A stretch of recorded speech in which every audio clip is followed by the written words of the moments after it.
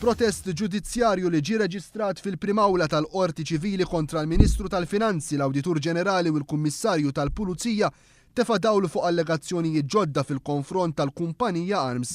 Dan il-protest ġudizzjarju li resqet il-qudiem il-kumpanija Mobilja Gawċi Limited jispjega kif il-kumpanija Greentech Solutions spiċċat tingħata servizz tal-elettriku minkejja li mhux qed tħallas kontijiet li għandha pendenti tad-dawl. L-istess protest ġudizzjarju jgħid kif kont ta' aktar minn 400,000 euro spiċċa qatt ma tħallas wara n-numru ta' arranġamenti li saru bejn din il-kumpanija u l-Arms. Mobilja Gawċi Limited tgħid li dan il-ftehim li għalih hemm direttament responsabbli s-CEO tal-Arms Wilfred J. Borch qed joħloq diskriminazzjoni bejn kif jiġu trattati kumpaniji u ċittadini komuni u l-kumpanija Greentech Solutions.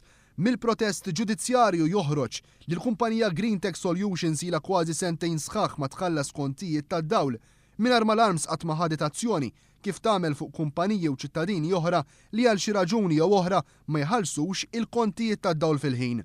Dan il-protest iddeskriva dawn l-arranġamenti bejn il-kumpanija Greentech Solutions u l-Arms bħala abbuż frenat ta' sparpaljar u miżappropjazzjoni ta' fondi pubbliċi.